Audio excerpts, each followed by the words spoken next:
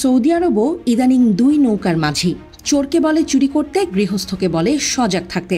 ইসরায়েলের ভূখণ্ডে ইরানের হামলা ঠেকাতে যুক্তরাষ্ট্রের সাথে যোগ দিয়েছিল এই সৌদি আরবই। রিয়াদ ইসরায়েলের সাথে সম্পর্ক স্বাভাবিক করতে অপেক্ষার প্রহর গুনছে। আবার এই সৌদি আরবই ইসরায়েলের ওপর নিষেধাজ্ঞা চায়। মুসলিম বিশ্বের মন রাখতে হবে, আবার পশ্চিমা সঙ্গ ছাড়তে চায় না সৌদি আরব।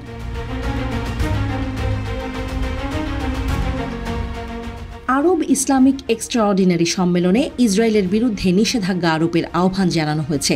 সৌদি আরবের হাই প্রোফাইল শীর্ষ সম্মেলনে যোগদানকারী আরব ও মুসলিম দেশগুলোর ঊর্ধ্বতন কর্মকর্তারা ফিলিস্তিনে সংঘটিত যুদ্ধাপরাধের জন্য ইসরায়েলি সরকারের বিরুদ্ধে কার্যকর নিষেধাজ্ঞা আরোপের আহ্বান জানিয়েছেন।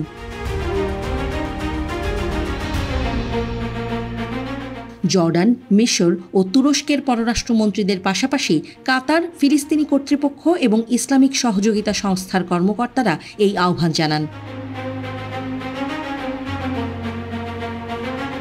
সৌদি পররাষ্ট্র মন্ত্রণালয় তাদের ওয়েবসাইটে বলেছে, শীর্ষ সম্মেলনে ইসরায়েলের আন্তর্জাতিক আইনের ক্রমাগত লঙ্ঘন এবং যুদ্ধাপরাধ সংঘটনের মধ্যে ইসরায়েলে অস্ত্র রপ্তানি বন্ধ করার মতো ব্যবস্থা নেয়ার আহ্বান জানানো হয়েছে। গত ৩০শে মার্চ এক প্রতিবেদনে সংবাদ মাধ্যম টিআরটি জানায়, নতুন করে ইসরায়েলে অস্ত্র পাঠানোর অনুমোদন দিয়েছেন বাইডেন। এই বিষয়ে নাম প্রকাশ না করার শর্তে যুক্তরাষ্ট্রের কয়েকজন স্টেট ও প্রতিরক্ষা বিভাগের কর্মকর্তা ওয়াশিংটন পোস্টকে জানিয়েছেন, নতুন অস্ত্রের মধ্যে রয়েছে ১,৮০০টি MK-84 ও ৫০০টি MK-82।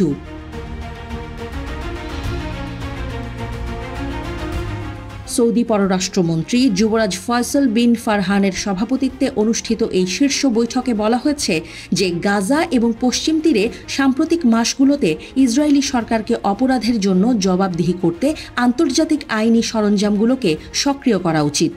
বৈঠকে উপস্থিত আরব ও মুসলিম কর্মকর্তারা বলেন, ইসরায়েলি বসতি স্থাপনকারীদের সন্ত্রাসী কর্মকাণ্ড বন্ধ করতে হবে এবং এর বিরুদ্ধে স্পষ্ট ও দৃঢ় অবস্থান রাখতে হবে।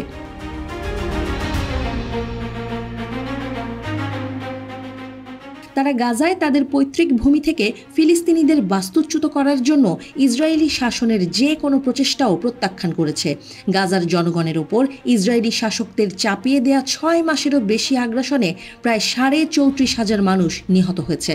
ফিলিস্তিনি প্রতিরোধ আন্দোলন হামাস ইসরায়েল অধিকৃত ফিলিস্তিনি অঞ্চলে একটি নজিরবিহীন সামরিক অভিযান শুরু করার পর অক্টোবরের শুরুতে গাজা উপত্যকায় যুদ্ধ শুরু হয়। প্রায় ১২০০ ইসরায়েলি বসতি স্থাপনকারী এবং সেনা সদস্যকে হত্যা করে হামাস। গাজায় গণহত্যামূলক যুদ্ধ এবং ফিলিস্তিনিদের ওপর আক্রমণ বন্ধ করতে অস্বীকৃতি জানিয়েছে ইসরায়েল।